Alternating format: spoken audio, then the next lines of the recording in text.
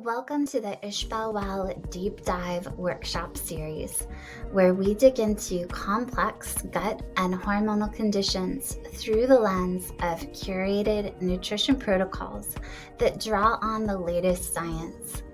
I'll share client stories on how gut, hormone, blood chemistry, and genetics testing can revolutionize your understanding of a quote-unquote healthy diet. You can heal your body's unique symptoms and in turn up-level your life. The first step on that journey is education. So let's dig in to today's topic. I am going to be presenting tonight on PCOS and gut health and why gut health is imperative to healing from PCOS. So I am Ishbel. This is the Ishbel Well Masterclass that I do every month. And every month I like to dive into a topic related to hormone and gut health. And just helping educate people on the really important connection between gut health and balancing hormones. This is an area of health that is rarely talked about, and there's so much research to back it up, and yet most people who are having or experiencing hormonal symptoms and hormonal imbalances, they just jump straight to hormones, which of course makes sense, but frequently that does not resolve the hormonal symptoms that they are having. So this is so very much the case with PCOS. So PCOS stands for polycystic ovary syndrome. And this is the condition that I was diagnosed with in my 20s and really got me on the path of researching hormones and health and nutrition and really trying to help myself heal from the symptoms of PCOS. And certainly never could have imagined that it would turn into the business that I know and love. So PCOS affects about 6 to 10% of women. However, the estimates are that it's probably underdiagnosed and that those numbers are underrepresenting the number of women who are struggling with PCOS. PCOS can show up in a lot of different ways symptomatically. Frequently, women who have PCOS have irregular periods, or in some cases aren't getting their period at all. And oftentimes experiencing acne, facial hair. Infertility is a huge piece of PCOS and can be a really sad and complicating factor of PCOS. Women oftentimes get hair on their face, but then they lose the hair on their head. Oftentimes gain a tremendous amount of weight that they then can't lose, no matter how much they diet, exercise, do the classic, calories in, calories out. That is frankly just total nonsense. And I'm going to get into that tonight on why calories in and calories out doesn't work, especially when you're struggling with hormonal imbalances, something like PCOS, or even for women who are perimenopausal or in menopause and finding that they're really struggling with weight gain. It is the systems that are at play that manage weight loss, weight gain, that manage hair growth, hair loss, that have a huge impact on mental health, are not so simple as just, following a low-calorie diet and exercising every day of the week. And those people who have struggled with hormonal imbalances and struggled with the symptoms of hormonal imbalances, I think can really speak to this the best. And I talk to these people on a regular basis where they're technically doing everything right, but their hormonal symptoms are not going away. As a matter of fact, they're usually getting worse. So specifically for PCOS, what I find to be the missing link, the missing piece in the approach that most people take to PCOS is that they do not pay any attention to their gut health. And so tonight, I want to educate you on why gut health is so important to resolving PCOS symptoms. So, a lot of people don't realize that PCOS has some pretty serious long term health implications associated with it. So, type 2 diabetes, about 50% of women who have PCOS go on to develop type 2 diabetes. They're at a very high risk of uterine cancer, predominantly because the thought is that because they don't get their period on a regular basis, and so that uterine lining is not shedding regularly, which it really needs to. And so as we look at the drivers behind PCOS, keep those two health conditions in mind, okay? Because a lot of what I'm going to talk through tonight is going to make a lot more sense. When you think about PCOS, not so much as a hormonal condition, which it certainly is, and we'll get into that, but really what I want you to take away tonight is that PCOS is actually a blood sugar issue in a lot of cases, and a metabolic issue, a condition of inflammation. And when we look at how blood sugar is regulated in the body, how inflammation is regulated in the body, it's regulated via the gut. Okay? So addressing PCOS from a gut first perspective can really, really help women to get traction on the symptoms that they're suffering with. So I'll briefly share my story with you, the story that just blew my mind, frankly, when I was in the depths of struggling with PCOS. I had already gone through nutritional therapy school. My diet was absolutely pristine.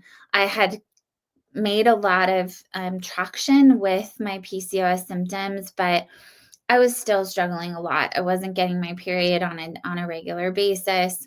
I had a lot of gut issues, none of which were solved by me eating a really clean diet. And I will tell you that so many of the clients that I work with are in that same boat. You know, they're doing everything right. They're eating all the vegetables, they're eating the protein, they're eating the fat, and yet they're not improving. They're not losing the weight. Their energy has totally tanked. They're not getting their period on a regular basis. They're struggling with infertility. So I would love to tell you that it's as simple as just eating clean, and it's not.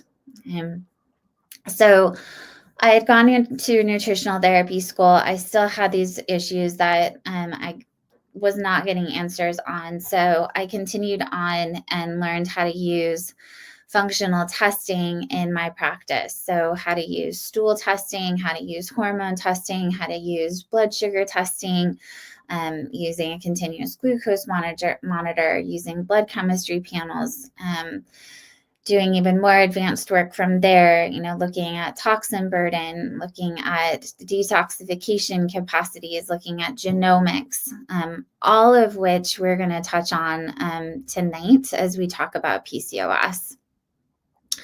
So I'm in my first class, right, of this advanced training that I'm doing, and I have run a gut panel on myself, and I've gotten my test results back, and my gut is a mess. And I did not need a test to tell me that, because I was certainly experiencing that on a day-to-day basis, but it was really amazing to see it written down on paper. So I had a number of inflammatory species present. I had a really remarkable level of candida or yeast present on my stool test results. And my beneficial bacteria, like my good bacteria, were really struggling. So I went to work on putting together a gut protocol for myself. And the most amazing thing happened. Within a month of me doing my gut healing protocol, my period came back.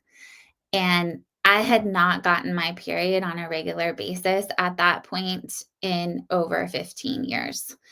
And that was 15 years ago that I did that. And my period has come back every month very regularly since I did that initial gut healing program. So I like to share that story to say, I hope to just really inspire those of you who do have PCOS or who are struggling with different hormonal imbalances that, if you're running into roadblocks here by kind of taking that traditional path of eating clean and, you know, exercising like crazy, and, maybe you are taking hormones, right? But that's just not helping. I just want to tell you that there might be some other factors at play, and your gut health is foundational. Okay, you've got to deal with that in order to help balance the rest of your hormones. So, let's talk some logistics of PCOS. So, again, when you think about PCOS, and really I would encourage you, if you're struggling with perimenopause, menopause, if you're a guy who has low testosterone levels, take a step back and recognize that hormonal imbalances don't happen in a vacuum. Okay, the body is such an incredibly complicated mechanism, somewhat miraculous in how complex it is, and that there are a multitude of different systems that are interacting together in order to keep you moving every day, right? In order to help your hormones stay as balanced as they are. Okay.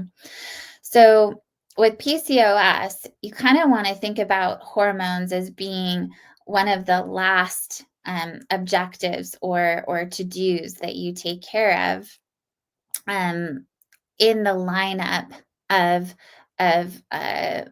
obligations that you have to your system to help your system heal from PCOS.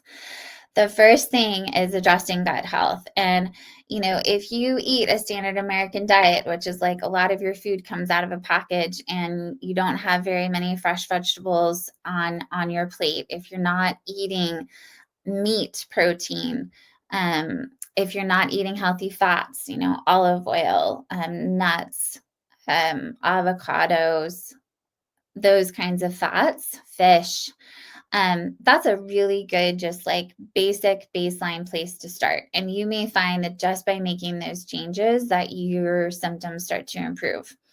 I highly, highly, highly recommend to everyone that they drop gluten, at least for a period of time. Even people who aren't sensitive to gluten, what the studies show us about gluten is that no matter the person, when you eat gluten, it does contribute to some level of leaky gut. Okay. And whenever the gut is leaking food into the bloodstream, it causes inflammation. Okay. So those are some really important baseline eating clean recommendations that for some people can actually help them tremendously. Next step is to dive into your gut health, to get a stool test, which is something that I run in my practice for the majority of my clients. I do a test called the GI map. And then you also want to look at your blood chemistry panel, which you can usually get from your physician. Women who have PCOS oftentimes have high CRP, which is a measurement of inflammation. They'll oftentimes have imbalanced cholesterol markers. They'll oftentimes have high A1C, which is a marker for blood sugar. Insulin is oftentimes high. Insulin is frequently not ordered by physicians for women who have PCOS. And so if you have PCOS, you really need to ask your doctor, please add insulin onto this blood chemistry panel. And I'll talk about why that is as we get into this a little bit deeper.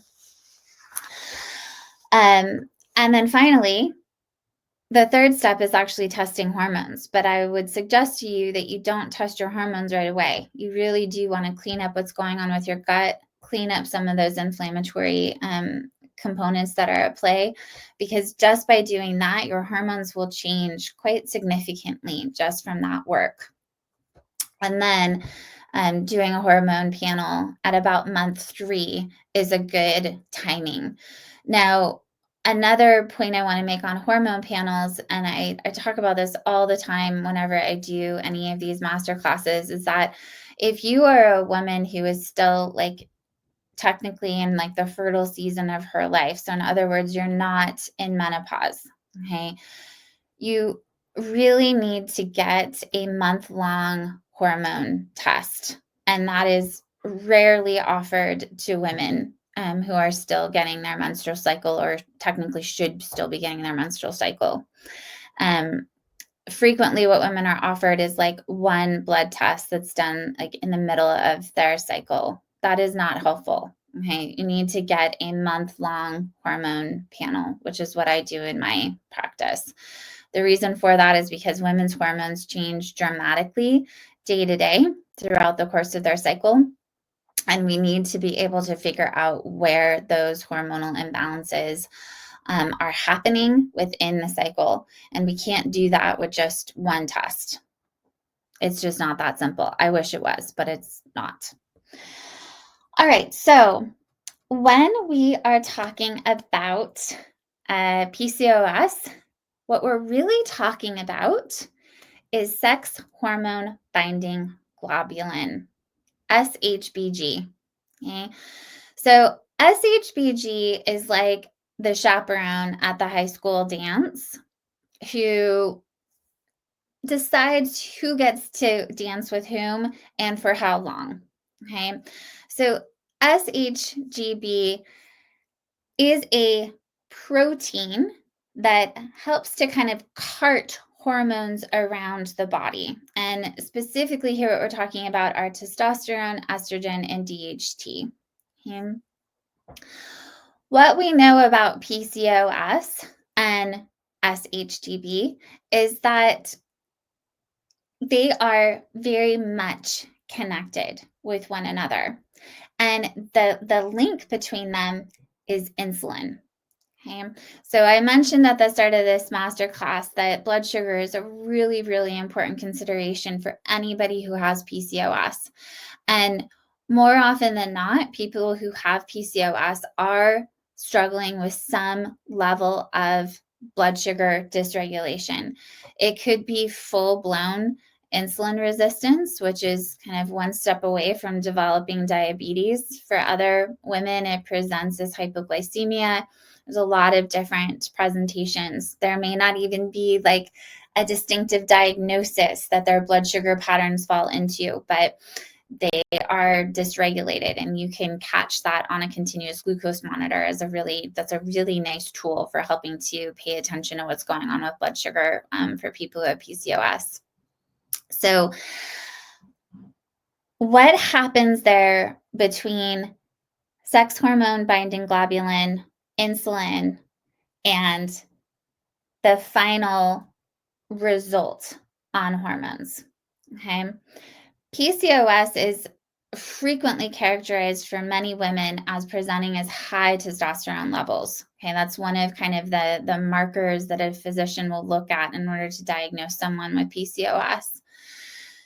So what we know is that when insulin levels go high, okay, in other words, your sugars are too high in your body. Okay, that could be because you're eating too much sugar, you're eating too much processed foods, or for somebody like me who eats a super clean diet, my blood sugar is just incredibly sensitive, and I really have a difficult time keeping my sugars low regardless of what I eat. Okay. So if your insulin trends high, that sex hormone binding globulin trends low. Okay. So basically, you don't have as many chaperones at that high school party, right? Therefore, there's not as many hormones being shuttled around the body. Okay? And this can cause imbalances in testosterone and estrogen. It can actually cause testosterone and estrogen levels specifically to go up. The free formed can actually go up. And if SHBG is too low, okay, or excuse me, is too high, then what we see is that testosterone and estrogen levels are too low. Okay. So generally with PCOS, what we see is that testosterone levels are high. And frequently women who have PCOS are also struggling with estrogen dominance. In other words, their body is producing too much estrogen, and frequently they're not producing enough progesterone. Okay. So again, the link here between these three things is that we have SHBG, which is the carrier for hormones. It is directly linked with insulin. So when somebody has issues with blood sugar regulation, their insulin goes up. That causes SHBG to go down. That causes testosterone and estrogen to go up. Okay. SHBG is kind of like the Goldilocks theory. Okay. You just need a little bit here, not too hot, not too cold, not too high, not too low. Okay, it's a very beautiful, very balanced system. Okay, but blood sugar can completely throw it off. And again, that blood sugar piece is a key component to pay attention to with PCOS. Now, if we step back for a moment, what the heck does this have to do with gut health, right? In order to balance your blood sugar levels, you have to eat protein, you have to eat meat, and you have to eat vegetables. All of those foods require a pretty significant amount of digestive capacity, digestive function. When somebody's digestive system is not functioning very well, frequently what they will crave are processed carbohydrates because they're really easy to digest. So what do I mean by processed carbohydrates? Usually comes out of a bag, probably has corn in it. Corn chip would be a really great example. Okay. That's easy to digest. It doesn't take a lot of work for your digestive system to break that down. Compare that to a piece of chicken, which is going to have a very positive impact on your blood sugar. That requires a lot of digestive capacity to deal with that. Okay. So when you are trying to meet that goal, that need of balancing your blood sugar, you have to take a step back and look at your gut. Are you digesting your protein? Are you digesting your fat? We can answer some of those questions with a stool test. Okay. And also, we can then do a very targeted supplementation to help support that digestion of those very important macronutrients, which then allows us to balance your blood sugar, which then allows for SHBG to come into that nice level place, which then allows for testosterone, estrogen to be more balanced as well. Okay. Now, we can take this many more layers of complexity. Okay, I could spend 2 hours talking about this subject, and I'm going to try to keep this to a half an hour. Okay, and I've got 8 minutes left. So again, if we span out for a moment and think about the importance of gut health in relationship to hormones, you also need to consider about what the building blocks of hormones are. Okay, fat, protein, cholesterol. Okay, people are like so frequently like their mind is blown by this. Cholesterol sits at the top of the hormone production cascade. Okay. We're not talking about the cholesterol that you eat. For instance, like there's cholesterol in eggs. That's not the kind of cholesterol I'm talking about. Cholesterol is produced from fat. So here again, you have to be able to digest fat in the first place in order to be able to utilize it and thus make healthy hormones. Okay. Liver detoxification is such an incredibly important topic when we're talking about hormones. I cannot emphasize this enough. Okay. That previous conversation about SHBG, that conversion, that transport system happens in the liver. Okay. Blood sugar balance, that process happens in the liver partly. Okay. Same is true with that hormone regulation with SHBG, but that liver component is so incredibly important. Also understanding that the liver is a detoxifier. And when we're looking at PCOS, frequently what happens is that estrogen levels start to tick up too high. Okay, and this can cause all sorts of gnarly symptoms like sore breasts and weight gain and weight around your middle and headaches and on and on and on. It's not that much fun. So we want to emphasize detoxification. Once your body has utilized the hormones that it needs to be able to get rid of those hormones in a really efficient, productive way. And if detoxification is not on point, if the liver is congested, if you're not pooping on a daily basis, which is so many people, you're not going to be able to get rid of those old hormones, and they get recirculated into your system. Isn't that bananas? Right? Your body is like, okay, I'm all done. Thank you, estrogen. Really appreciate all your help. I'm going to send you to the trash.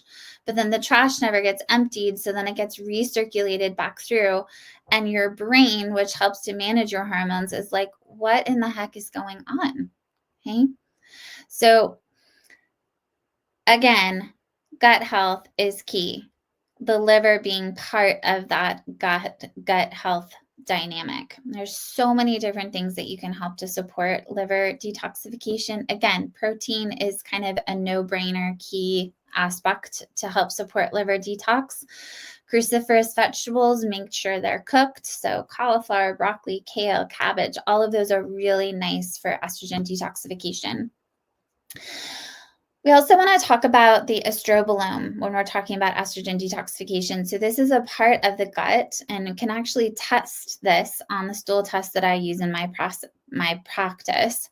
So the marker for that is beta-glucuronidase. You can look that up if you want to learn a little bit more about the estrobolome.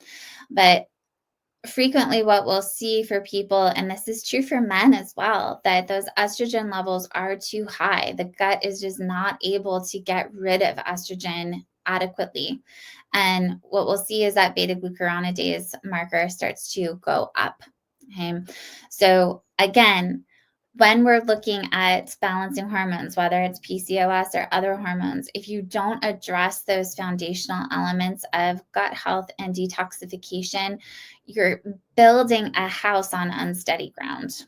Okay? Not to say that, hormones, for instance, in perimenopause, right, and menopause and postmenopause are not incredibly helpful. They absolutely are. And the story doesn't end just there.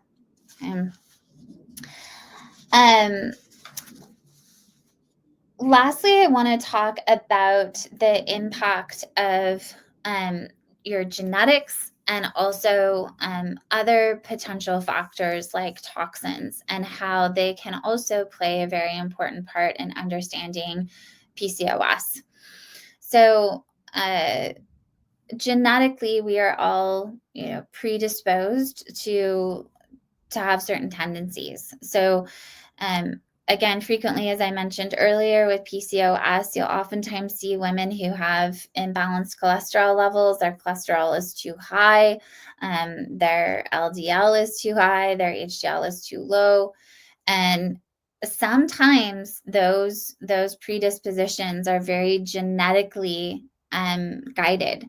And so being able to have a genomics panel, which is something that I run in my practice, as another layer of information, can really help you to determine what you need to be eating. Okay, so if you are somebody who is predisposed to high cholesterol levels, you might need to be eating a lot more fish, a lot more omega-3, omega-9 fats.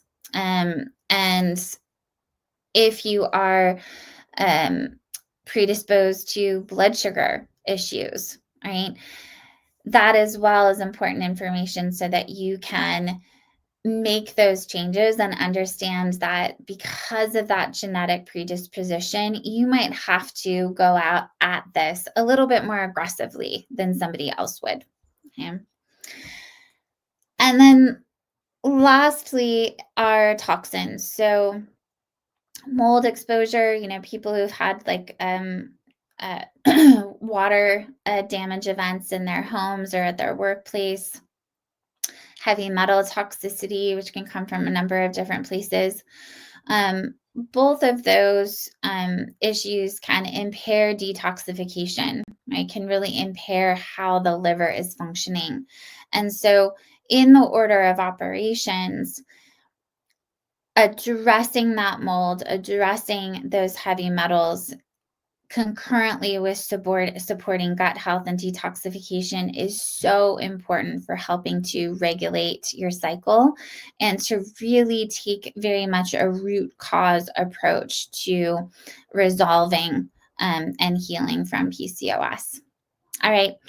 Thank you all for joining me tonight. It was great to see all of you, and I'll see you next month. Thanks for joining me for the Ishbel Well live workshop series.